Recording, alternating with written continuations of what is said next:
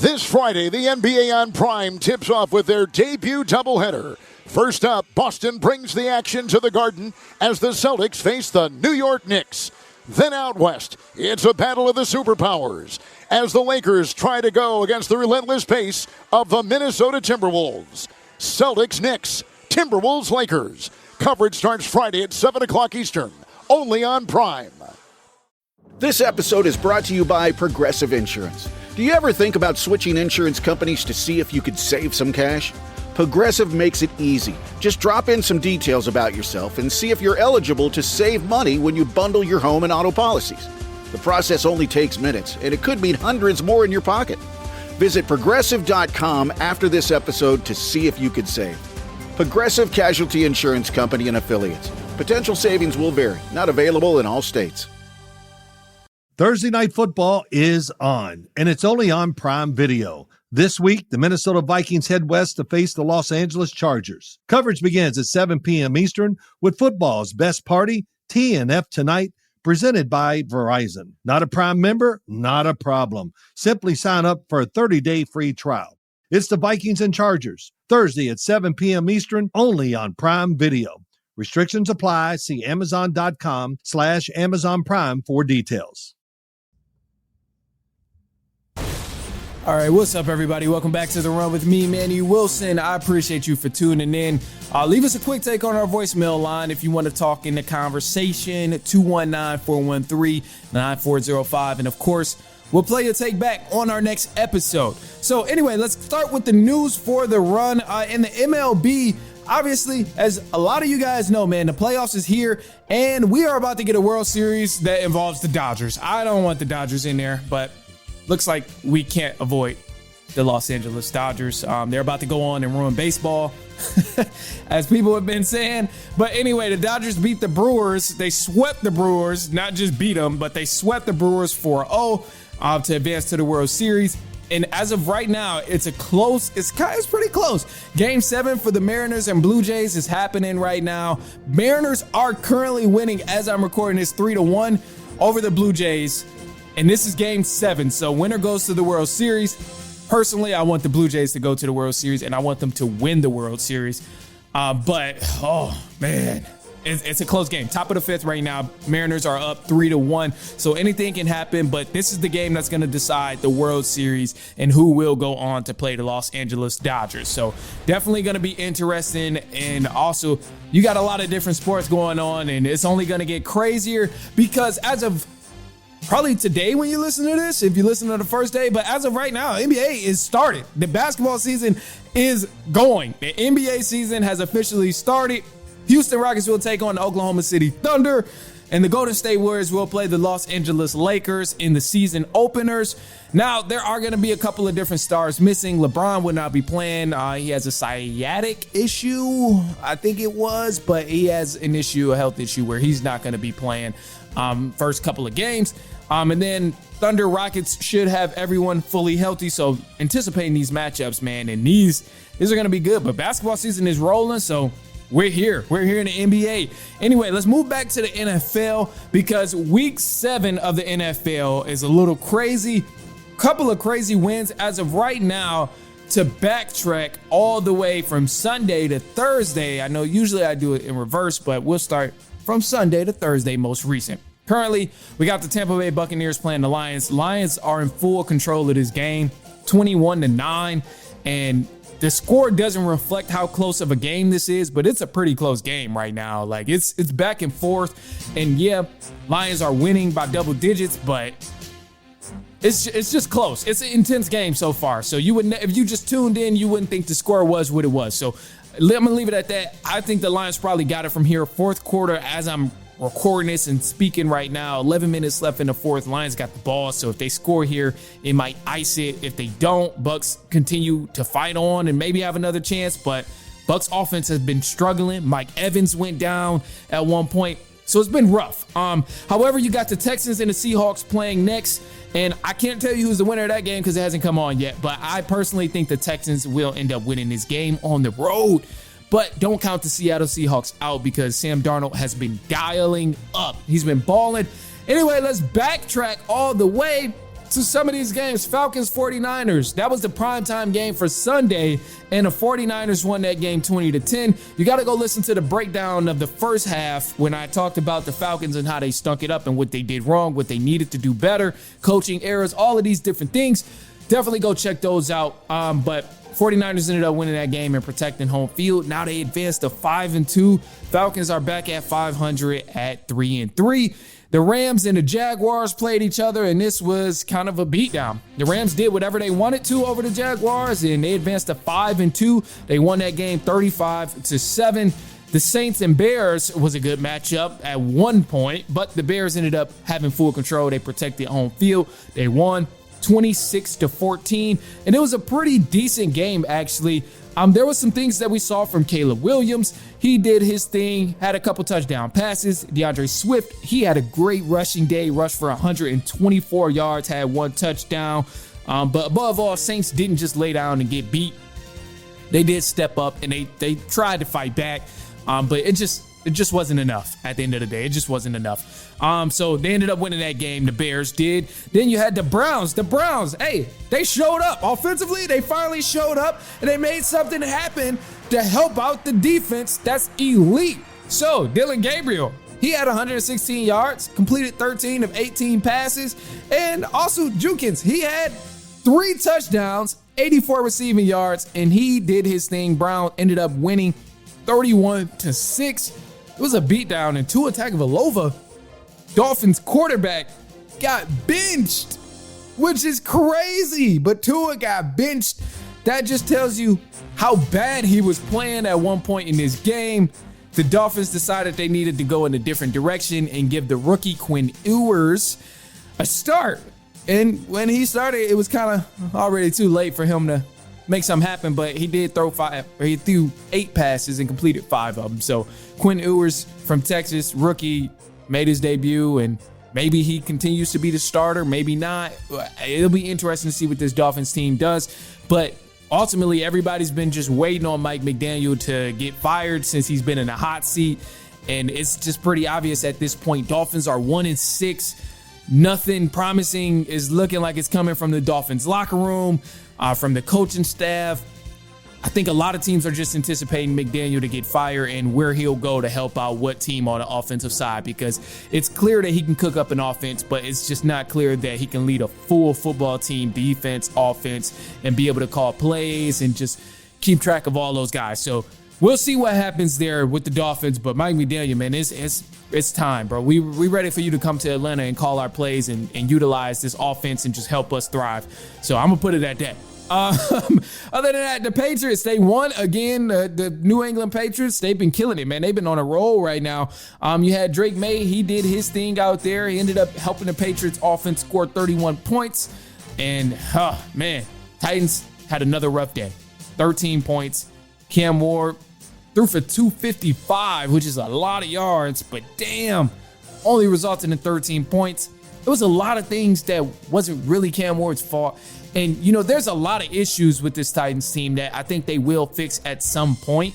But above all, everything you see, how bad the Titans have been, even some of the highlights that you see of Cam Ward getting sacked or throwing an interception, not all of these are on Cam Ward from when I'm watching these games. I actually checked out and sat and watched the Patriots and Titans game, and not everything is on Cam Ward. Like, yes, he's having some rough times, but his receivers are also dropping passes. His O-line is not giving him time to even throw the ball. They're missing key blocks, just letting guys run through.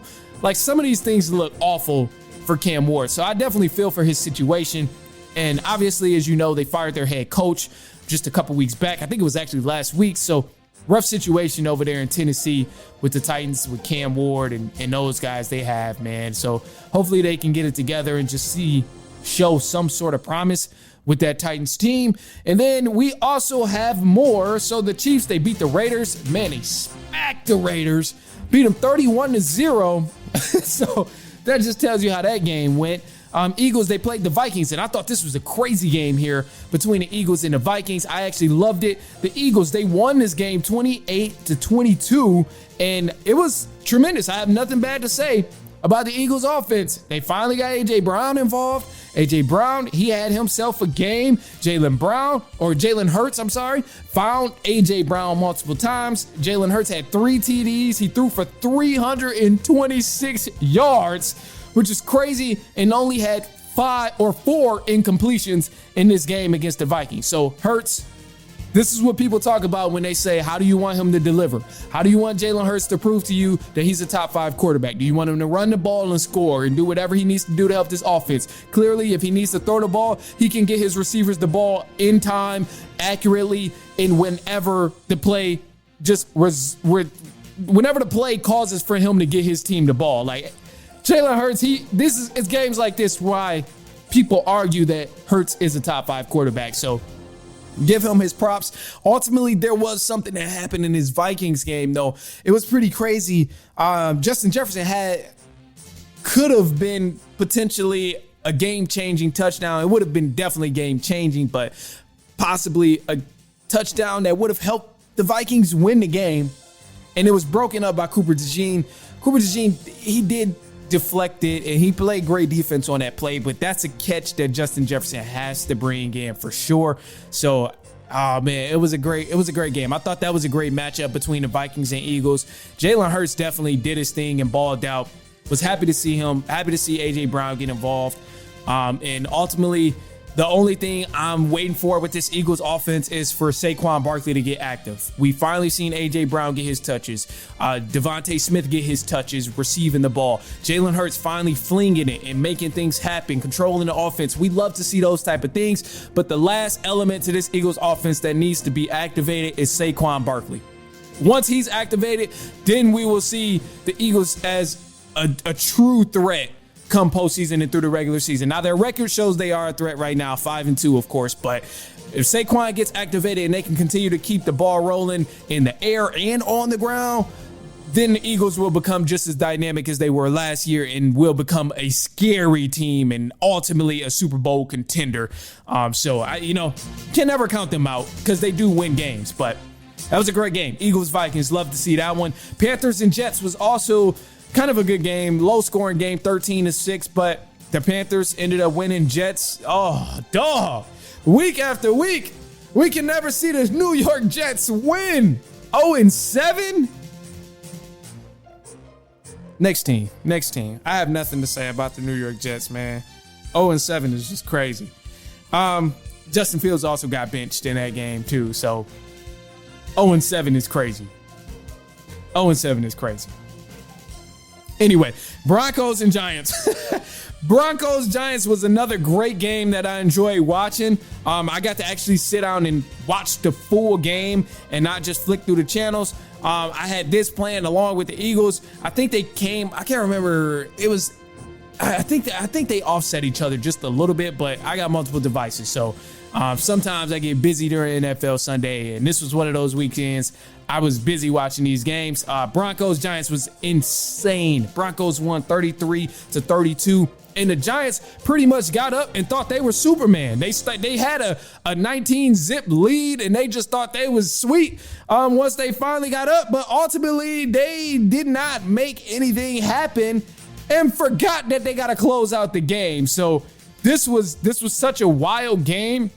Between the two, statistically, it was pretty good. Jackson Dart had 283 passing yards. He had 3 touchdowns, only 1 interception. And then Bo Nix also stood tall, too, had 279 passing yards, 2 touchdowns. And, man, clutch moments of the game from Bo Nix. Man, these were some crazy moments. But ultimately, it was a rally from the Denver Broncos. Broncos, they scored literally 33 points all in the fourth quarter. 33 points only in the fourth quarter. And for the Giants, they should have been a damn shame of themselves. Yeah, I know it was cool last week. Y'all had the fun win and everybody was geeked. It was like we got Dart, we got Hammerhead, Scatterboo just running through everybody. Like, I get the fun and the hype about it, but damn it, the young fellas got to close the game. You were up. It's no reason, it's no excuse that they should have lost this game. And this was a welcome to the real world, welcome to the NFL moment here of you have to play through all 4 quarters because you gave up 33 points. And also the defense for the New York Giants. You are not excused because how the hell do you give up 33 points all in 1 quarter? It's a damn shame. So that was an insane game here for the Broncos. And one of the things I'll leave it off here with the Broncos is I truly, truly think the Broncos can win their division. Yes, I know Kansas City Chiefs is in this division. The Chargers is in this division. But ultimately, the Broncos have what it takes, man. They got what it takes. This is a solid football team. They're 5-2 right now. And they beat some division opponents. So you got to give them their credit. They already beat, I think don't quote me on that. Don't even quote me on that. I was about to say they beat the Chiefs, but no, they haven't played the Chiefs. I'm thinking of the Chargers. The Chargers have swept through the division so far. So this is another, that division is tough, man. That division is definitely tough. But ultimately, Giants, Broncos was definitely a solid game. That was a fun watch, man. It was a crazy, because I thought it was over, and I'm just like having it on, not really paying attention. All of a sudden, touchdown. Okay, they might be back in it again. They score again. So it was a wild game. Anyway, let's keep moving down. The Colts and the Chargers was also a pretty good game. Colts are extremely talented. The Indianapolis Colts are serious threats to win a Super Bowl. I know people don't want to believe it. I know people think it's just hype. I know it probably sounds like I'm just hyping the Colts up for no reason. But no, seriously, the Indianapolis Colts are legitimate Super Bowl contenders. If you haven't watched the Colts right now, so far through week 7, please tune into any Colts game. Just watch good football. If your team sucks, watch the Colts. They will give you good football. This team is elite. They're first in points per game right now, and they've been dominating on all cylinders. Not only is Daniel Jones playing good, but JT is amazing on the ground, and also Pittman is great receiving. They spread the love offensively, and this is a great team. Colts will be able to bang with anybody come playoffs, and I seriously will say it right now. Colts are Super Bowl contenders, and it's no ifs, ands, or buts about it. The Colts are elite. There it is. All right, Cowboys, they played the Commanders. They beat up on the Commanders 44-22. Unfortunately, we've seen Jaden Daniels go down again, so that's rough for the Cowboys. But Dak Prescott, he had a ball, man. Dak Prescott had a field day in this matchup here with the Commanders because CeeDee